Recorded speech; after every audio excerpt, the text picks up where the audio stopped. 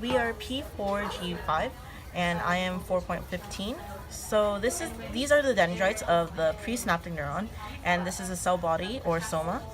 And this is the axon, and these are the axons, and this is the synapse or axon terminals, and this is the postsynaptic neuron.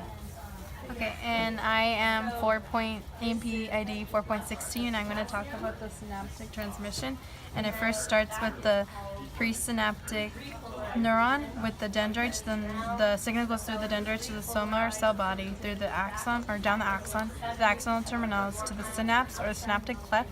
Then is received by the postsynaptic neurons, dendrites to the soma cell body, then down the axon to the axonal terminals, and repeats itself.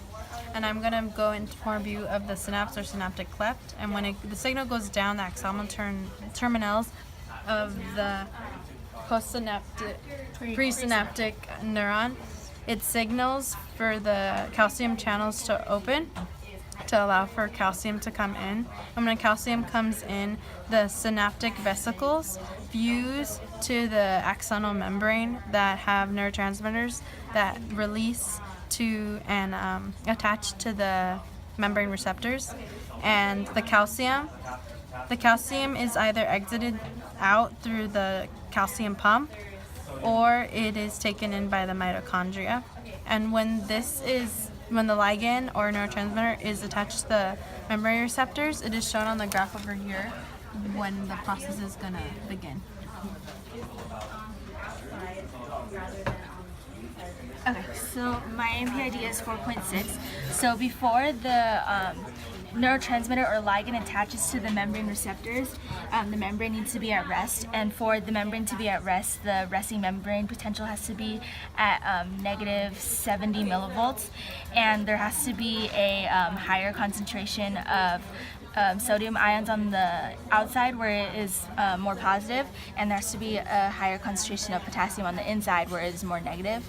And each of the channels, the ligand-gated channel, the sodium voltage-gated channel, and potassium voltage-gated channel have to be closed. And it can be, again, shown right here in this graph, represented by this red line. Okay, my AMPID is 4.26. At this point in time, following the ligand or neurotransmitter that connects to the receptors, the ligand-gated channel, in this case, is opened and allows the sodium to go into the membrane, which then prompts the membrane potential to reach threshold at negative 55, allowing the sodium voltage-gated channel to open, allowing for a sodium influx, which then causes the membrane potential to reach out around positive 30 or positive 35. And at this point, the inside becomes more positive relative to the outside, and this is called depolarization.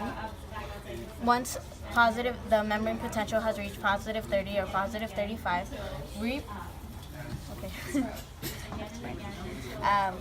repolarization then occurs. In this case, the sodium is already inside, and a subunit has blocked the entrance of the sodium voltage-gated channel, and as well the ligand-gated channel has been closed. This then prompts at this point, once the membrane potential has reached positive 30 or positive 35, the potassium voltage-gated channels open and allow a potassium efflux, which then prompts that inside to be more negative relative to the outside. This is known as a repolarization. It should also be noted that within the time period of depolarization and repolarization, there is absolute refractory time period in which absolutely no stimulus can pass through. The current membrane potential is at negative 70 millivolts, but due to the continued efflux of potassium due to the slow closing of the potassium voltage-gated channel, the membrane potential becomes negative 80 millivolts. The membrane potential wants to return to rest. Well, during this time period, it would be negative 80. This is also the relative refractory period, where a signal can trigger the process again if the signal is strong enough. The membrane potential wants to return to resting, so the sodium travels out at a ratio of 3 sodium to 2 potassium, and the potassium comes inside.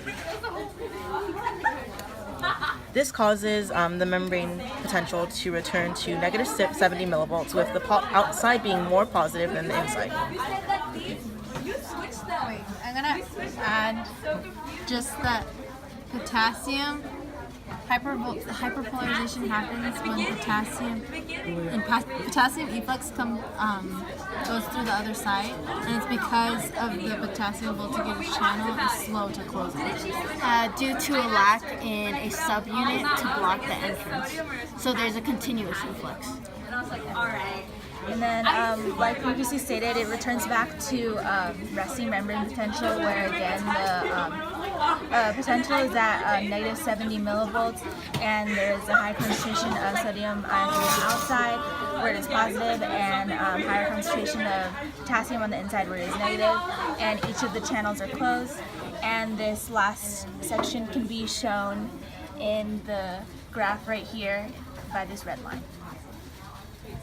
and then the process can start all over again.